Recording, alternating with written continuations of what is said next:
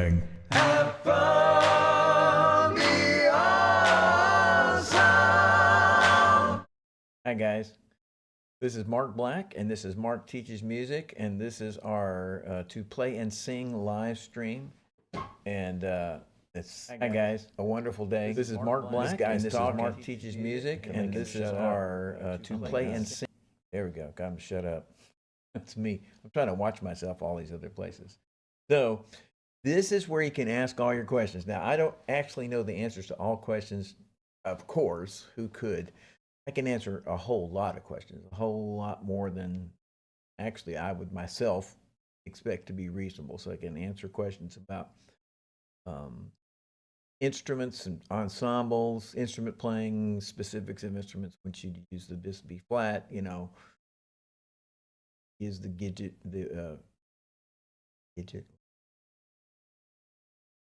gadget on the flute, you know, and fretted instruments and voice and keyboards, piano, all that kind of stuff. My point is not all the things I can do. The point is ask your questions, and we'll get those things answered. And if I don't know, I'll just say I don't know. And so anyway, this is episode 70. And that's a lot of episodes. And they're all there to watch later on. So anyway, and that's YouTube letting me know that we're online. Yes, I see that. We're online. Yes, we're live. So anyway, so last week, and listen, if you got any friends that are musicians and care about being better musicians, you know, this is a great thing to come and ask questions about. So are on. So anyway, last week, I'm just looking at, last week we talked about whether it's better to play many songs okay or a few songs, you know, really well. What's the primary goal for musician or a primary goal for musicians? Talked about what a vocalist should be trying to accomplish in their listening and their performing. We talked about visual performance for all instruments. I mean, all instruments and the voice. You know, what are you trying to accomplish when you perform live? You know, there's, I think the way to think of it, a great way to think of it is like, you know, when you perform live, whoever you are, whether it's voice or any of the instruments, you're communicating in two media, not just oral audio. It sounds like this, it sounds like that, but also, you know, people are seeing you. So you look like I've said this, you know, you look like a statue. You're trying to, you know, thinking this is, you may be singing awesomely, you may be playing awesomely. You look like a statue, like you're not into it, like it's not amazing, then that's contributing to the information they're getting. One, wow, this really sounds great, it sounds great, and they're looking at it, but it doesn't look great. Anyway, so we're talking about helping children succeed musically, ways to do that, and balancing precision and caution. A little bit different than saying excellence, like, you know, how careful do you need to be versus how crazy do you need to be. And 3 ways to learn music. There's only 3 ways to learn to play music, and what they were. The number one rule in music. What's the number one thing you're going to do in music? And of course, 100 answers to that, but that was the answer I gave then. And check it out, using your ear correctly. But this one, over reliance upon the ear. When would that be a factor that you rely? I'm saying, hey man, you should use your ear, not lose it, use it. And you know, so that's a factor. Is really good. Yeah. But then when are you over relying upon the ear? And then I said, hey man, you should take online lessons. Yeah, with me, or in studio lessons if you're in the Dallas area. And so email Mark at Dallas Music Lessons, or go to Dallas Music Lessons and check things out. You can still contact us through that too. Let's see, how to know what you're supposed to play in a song. You know, I'm talking about you're the accompanist. I'm not talking about the melody where, you know, this is what you got to do, or a riff you got to play exactly right. You know, but I'm talking about, you know, so you're the bass player, you're the piano player who's accompanying, you're comping. learning to speak ear and what that means, how that your music, this is fascinating. We got to this many things, but how your heroes can mislead you, not, and again, not intentionally, like they're evil, but I mean, our perception of them, your musical heroes, how they can be misleading. Old people can become great at their music. These are just things we talked about. Um, Introverts versus extroverts, and how their inherent problems for both perspectives, and how to practice performing, and an organic performer. What it be, says I, an organic performer. So, hey, TDB. Anyway, so there we are. So now we're talking about the things that people brought up, and until your questions come up, this is the things that students had questions with this week. And one of the things is modulating, modulating. So anyway, modulating, getting your song to another key. This comes up in any kind of music. It comes up a whole lot in praise and worship, leading worship, or one song to the next. In I'll just say secular, rock bands, blues bands, country bands, whatever. It's not. It comes up. Yes, it comes up like maybe once in a setting, in your concert or your performance, in 3 or 4 songs, because many songs will just end, and then thank you, like that. But then, anytime in any kind of music, you're trying to get a flow, like how are you going to get to this new key for it to be smooth and seamless? And there's, so how do you get to a new key? And so there's dozens of ways to do that, but the most common, which is all I'm going to present today, and everybody knows this except maybe you don't, so I'm going to say it, and that is playing the 5 chord of the key you want to get to. I want to get to C, so I'm going to play C, D, E, F, G. I'm going to play a G or G7 or G suspended 7. These are just forms of the G chord, GBD, GBDF. That's the 7 chord, G7, or suspended 7, G, C, D, F, and that would lead me to the chord. I'm going to go play right over here. I got a piano. Let's see if it's making sound. Yes, I hear that. So anyway, I'm going to show that, or just long as it. So that is the, everybody knows that, everybody does that, and I'm not saying you have to know it. I'm just saying if you don't know it, um, I'm telling you. So and even if you already know, like, oh my gosh, that's so easy, or so everybody knows that, duh, you know. And so I'm saying, like I said, there's a dozens of ways to get to a new chord: static modulation, common chord modulation, on and on. But the most common and direct is to play the 5 chord of the key you're going to. And so that would sound like I'm in the key of F, and I'm doing a bunch of F stuff. Too, it is. So I'm in the key of F, and I've got a bunch of oh yeah, baby, you're so fine, I love you. And I say, well, I want to go to the key of G. So hi, baby, you're so fine. I love you, love you, love you, love you. I'm in the key of G. I'm going to the key of G. I want to get to G, so I go 1, 2, 3, 4, 5. G, A, B, C, D, D. If I want to make it stronger, I play D7. And D7 contains an F sharp and a C, and that's like a bracket. It doesn't matter what key we picked. So I'm picking the key of G. I want to get the key of G, and I'm pointing out, I want to get the key of G. I play a D7 chord. It's like a bracket. It's a F sharp, 1 sharp, and a C. Those are the two significant in that chord that point to the G, point to 1. And point is that the F sharp is in the key of G and the C is in the key of G. If we added one more sharp, it'd be a C sharp. There's no C sharp there. We took away that 1 sharp that is there. It wouldn't be, in a sense, in saying take away the F sharp and make it an F natural. We're flatting. So we add a sharp, we would get a C sharp. There's no C sharp there. So okay, it's not the 6 other sharp keys. We take away we flat the F sharp. I'm talking about thinking ear-wise. the F becomes an F natural. Oh, that's not the key of G. That note's not in the key of G, F natural.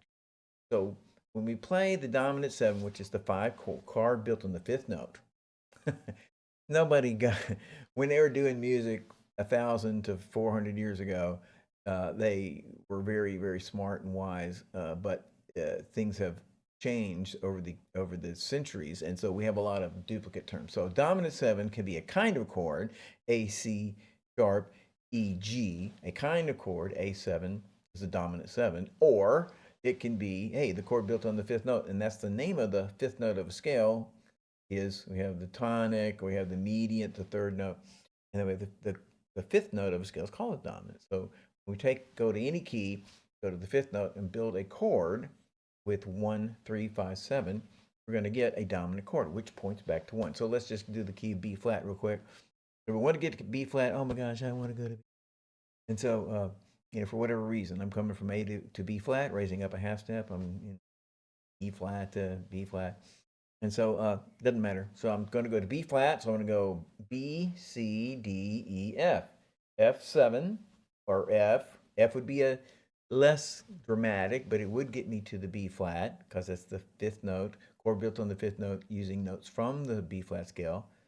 If I wanted to make it more dramatic, I'd do an F7. So again, here I am, my F. And here's an F7. Listen how it's not settled. And it got settled. That went, there's the F7. It finally went. So, and then if I wanted to, just this one step, again, I already said there's 24 ways to change keys. And so if you don't look at it like, well, he didn't say, so many ways. Static modulation is a great way, which you just go there. So I'm going like, in Jesus is the King. And I just go, and Jesus is the King. I just went to the key, static modulation, jump there. Don't explain it. But the second thing, if I wanted to extend that modulation, we'll make it a little more either lengthy or a little more of a journey to get to the new key. I could do the minor 2 of the key I'm going to. So I want to go to G, whatever key I'm in before. I want to go to G, so I could play the minor chord built on the 2nd note, which would be an A minor, and then the 5, 2, 5, 1. Chord built on the 2nd note, an A minor, going to G. We're in B flat. And we're going to go to G. We want to get to G.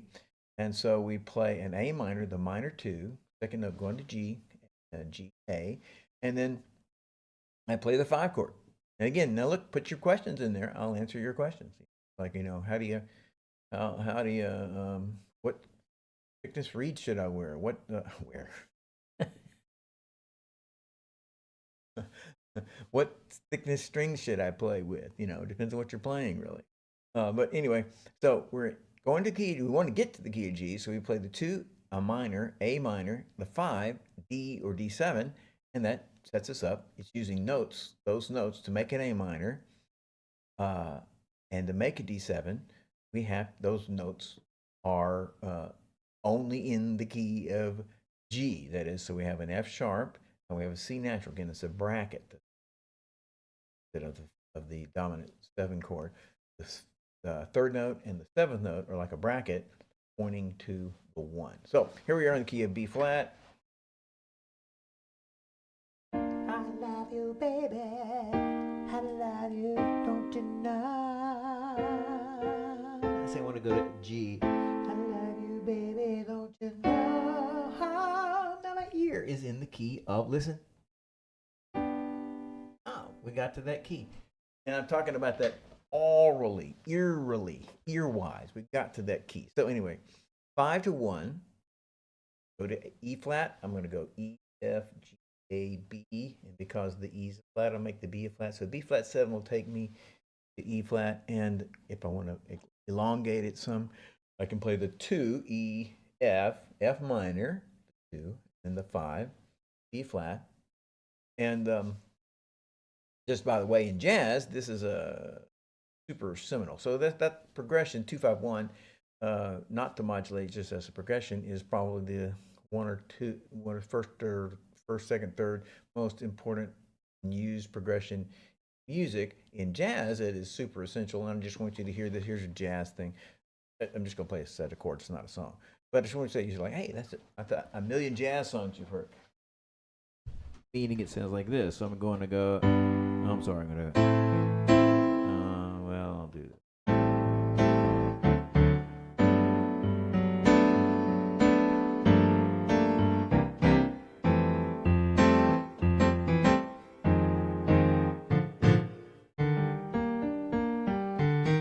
That was just 2-5-1 of G, then the 2-5-1 of F, and the 2-5-1 of E flat. I'm just saying it's a very common sound. You've heard it in a lot of songs. Okay, that's cool. All right, now answering this question. These are all students from. This is from a week ago.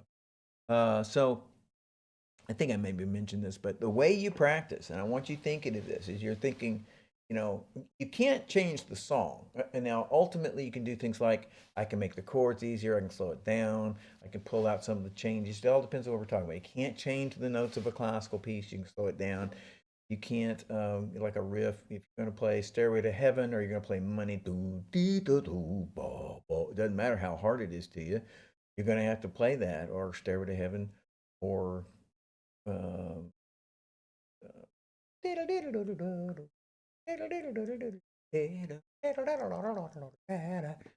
think what that song is. It's by Coldplay.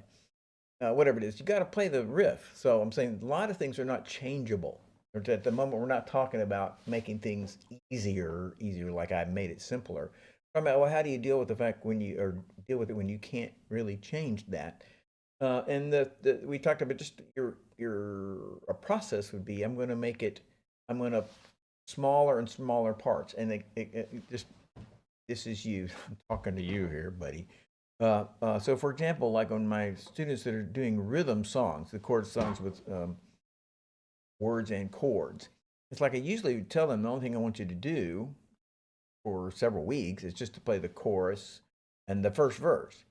First verse, use the second verse is just like the first verse, and use the third verse is just like the first verse. So it's like, and then maybe 3 choruses, but they're usually the same or very similar.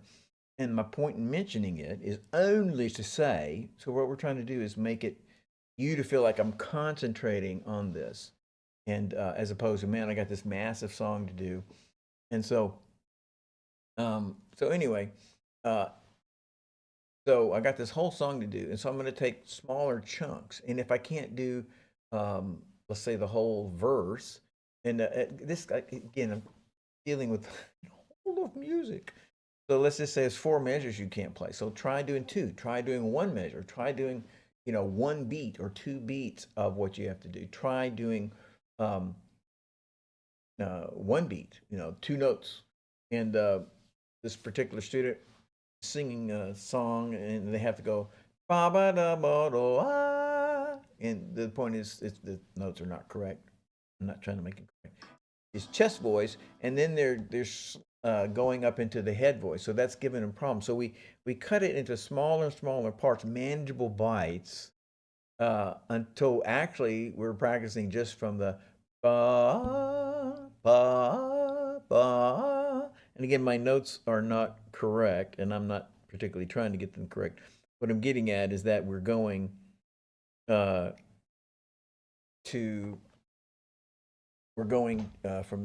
chest to head. But what we're talking about is breaking things into smaller, smaller parts until you can actually do them and succeed at them. So anyway, it's a good thing. So, and how you practice. You don't, now, again, you have to imagine. So if you're amazing, or you're this amazing, and your song is like this, then yeah, you can play the whole thing. But if you're this amazing and your song's up here or up here, like twice as hard as anything you've done, you're going to have to do that. So this is a kind of a relative thing. Look at that. We call this thing ring light. I know you wish you could do that. Okay, now, I said this before, you're discouraged about your music. That goes from being discouraged in a week or a month and or discouraged for a decade. Like what in the world? I just am not succeeding. It's not going to. So I'll tell you right now that what you need to do, you need to find the funnest, easiest, most natural thing you can do that you are able to do in your music, and just jump in there and do it. And I'm talking about change songs, uh, make things simple and fun, and remember. And what you're trying to do is remember, why am I doing music? How's this? What's this all about, Alfie? Well, it's all about beautiful, beautiful sounds that you can make yourself, and so focus on that. That you're not a loser if you do that. What you're doing is trying to stay in music, trying to stay there until you can be a great musician yourself, and just to play and sing like you'd like. So don't be discouraged. It may take days, it may take weeks of focusing just on what's fun. You're not thinking of practice, but in the normal sequence, working on your music, and you have a day or a week or a month of, you can't practice, or you're discouraged, or had to go to Cucamonga, and couldn't practice. And you come back and you're like, oh my God, such a loser. So do what's easy, do what's fun, do what you love. And you're hoping that after doing that for an hour or a day or a week or a month, that you'll kind of charge back up and be ready to go. Um, and that's a punto. That is, we want, yes, do that. And then I'm unconnected with that is just, we all do have to actually, we want to get better. We have to do new things, sometimes harder things. That's all good. Okay, so now it's time to say one more time, hey, you should take lessons. You can take online lessons with me, or in-studio lessons at mark@dallasmusiclessons.com, or go to the website, dallasmusiclessons.com, and stuff about how lessons go and all that kind of stuff. So anyway, okay, now, vocalists. Now I am not, it's just who's having a particular problem, or whatever things I can comment on, and I'm not. I spend the most time on the voice. I'm talking about myself, um, as a single entity.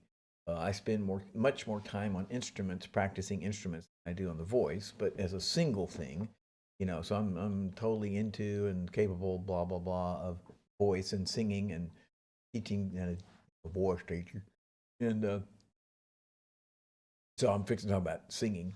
But so it's vocalists, but it's vocalists. So here you go, vocalist. So everybody is singing. This is right, normal. Everybody is singing from a memorized sound of how the thing they're singing goes. And that includes classical singers. That includes jazz singers. Whoever you think is the best singer in the world. The only people who this is not an excuse. I'm trying to encourage people in their music and describe issues people have. So the only people that I need to be this, but most people don't. So you're a jingle singer. You get hired to make, do mermaids. They believe. Do you believe in mermaids? They believe. Think chicken of the sea, best tuna for you. Ads. So they go into, and studio musicians, studio singers. You come in and somebody says, "Okay, here's what I want you to sing." Not, what do you feel? How you feeling? We're going to take 10 weeks to do this. It's more like, read this. We're going to do this. Some classical singers, the classical, just again, as a classical singer, as a classical musician, you all know that sometimes, yes, you're getting a song and a song and a song and a song, and I'm talking about 3 in a day or 3 in an hour. But most of the time, or yes, most of the time, is at least a simple majority, you're working on a song for weeks, the one song or 3 songs, the same 3 songs, or the same 8 songs in a concert, and so those are going from, I read this and I play this. This is for all musicians. I'm trying to figure this out, but slowly it's soaking into you, and you know how it goes, and you're not, what you're singing from is the recording in your head, and know how it sounds. So the point here is that Everyone else is, except for these few very small people. So the my thing used to be in it, the Tonight Show Orchestra, specifically through maybe 2000, 20, maybe 2010 or something. I'm thinking of the Johnny Carson. The point is, every week, it's 5 different charts. People are coming in and going, so and so's here, he's a guest, and he wants this song. Like, okay, here's your chart. And point is, you don't have time to. You're not going to work in there for 3 months. You're going to work at it. You're on it for none, because you're a great sight reader. So, but most of it, so that was, if I could do my screen. So this much. Oh, this is terrible. Here, get my hand over here. Okay, over here, this little bit is people who have to be great sight readers always. Most people, all their other people, 90%, 95%, including your favorite musicians, are not great sight readers. And they don't have to be great sight readers because they're picking a song. Like B.B. King doesn't have to be a great sight reader, right? Because he's got his gig, he got what he does. He does what he focus on what he does. Here's this narrow, great field, but a very narrow field, a fairly narrow field. And he's like doing it amazingly well, but not out here. And he's taking a song and he's thinking, like Luciano Pavarotti, for example, did not read music. And he listened to, and his, dad was a opera dude. And point is he would listen to great performances in Italy, Italy. And great performances, for 60 years before he was singing the song. So he's listening, all these, and he decides what he think it by ear. So you, as a vocalist, you can focus, and you should focus on listening and mastering what you hear that person doing. And the idea, if I was going to do, like, I'm working on a song by Teddy Swims. So if I'm working on a song by Teddy Swims, I'm assuming Teddy Swims is a great vocalist, and I want to do the things he does, everything he does. I mean, I'm saying I want to harvest from this great vocalist all the things he does, many as I can, because he is a good vocalist. Am I going to be a clone of him? No, no, no, no. But so I'm going to listen to him, and I'm going to try to get all the little details he does. I'm trying to get them in me. So listening is clears up both errors in songs. I'm singing this wrong, and it also adds to my set of things I can do. And and then, okay, and the next thing is, if you're always ahead, you're ahead of the beat. You're behind the beat. You come in early. You come in late. You're 2 beats, you're 2 measures off. That kind of thing. You got rhythm problems. We talked about this several times as the, you could say, the result or something of a lot of it's personality based, and a lot of it's coordination based. Like, you just ain't coordinated, and you need to become that. And so here's some ideas. Number one is, and this is without taking lessons, without being the specific things I would get a student to do. I can't present just because it takes time, a lot of time. You'd have to have some resources that you don't have. But you can listen to your song that you love. I got to get off. I've been waiting for. I'll do this. Oh, young and lovely, the girl. You can go through a song that you like. I'm sorry to do that. So stereotypical. What was I doing a minute ago? Can't think. Anyway, some Coldplay. A song. So I'm going through a song, and you're just tapping, and this is you solving your rhythm problems. I got a song. I wrote a song for you. Keeping this steady. You're not singing.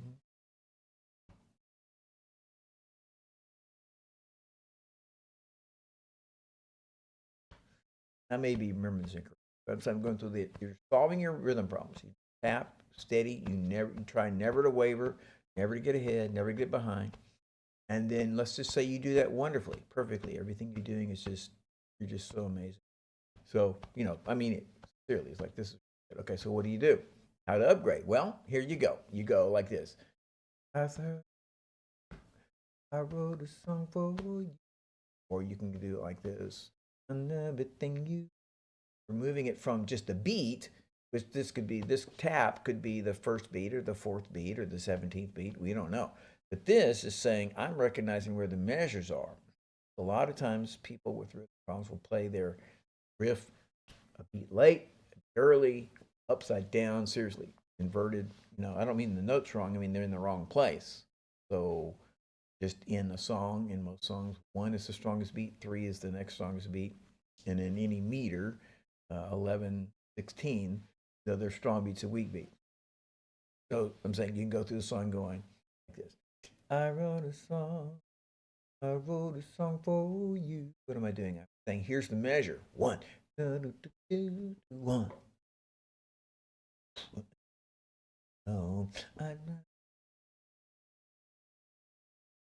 your skin. I'm doing the song. I'm marking where the most important beat is now, not just beats, very strong beats. So you go through the song, and what it is, you're getting slowly both coordination by doing something physical, and you're also getting your attention on where is the beat and where is the beginning of the measure. Now, and if you're all music is based on tension and resolution. A resolution in rhythm is a consistent beat and a unity of beats. 1. So it's not like formal. It's like, oh my gosh, we're talking about music theory. Yes, but you can do it. So basically, there's musicians that are doing things naturally correctly. They're doing it naturally, and it's correct. And they're people that are doing things correctly, and they're thinking about it, and they're counting, which is right. They're both right. And so there's just two skill sets. This guy, I don't know what he was, listening to music when he was 12 and 14, 21. Dad played the guitar and whatever. So he can do all these things correctly without really noticing what they are. This other person saying classical music or jazz or something, like, well, more complex. He's going to have to count it. It's going to come out the same. These are great ways. So anyway, trying to solve your rhythm problems. And what I just said was 2 ways to do it, to start working on it. And and another thing is a great thing for all rhythm players playing chords, chording players. You go through the song and say, where do the measures, the chords change?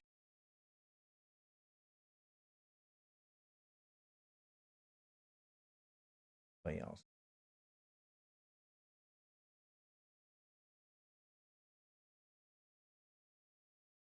So this is safe songs, because this is I have no idea what this is. This is I did this. Let's see if y'all can hear it.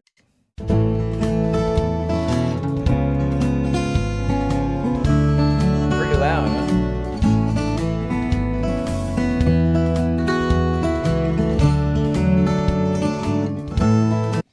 So, and I don't remember this song at all. Where's the volume down?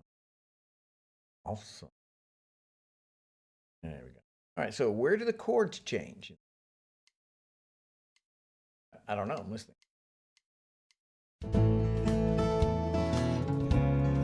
There. This is a good thing for your ear.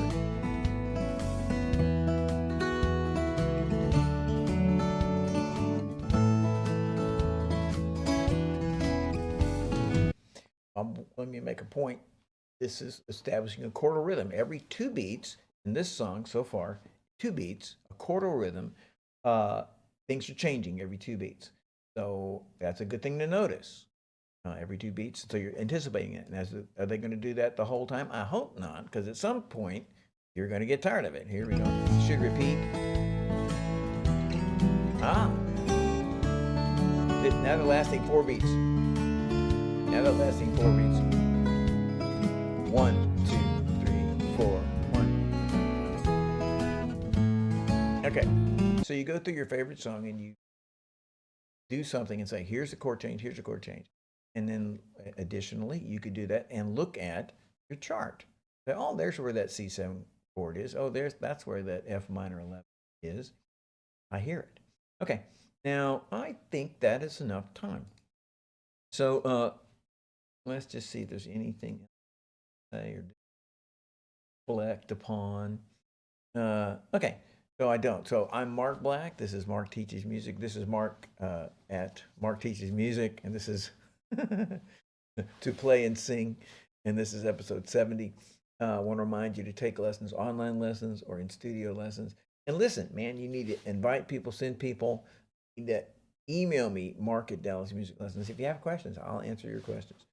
So thanks a bunch. Have a good week and a great week. Have fun. Be awesome. I said, like, subscribe. You know you should. Oh yeah, have fun. Be awesome. Like, subscribe. Have fun. Be awesome. You know you should. Have fun.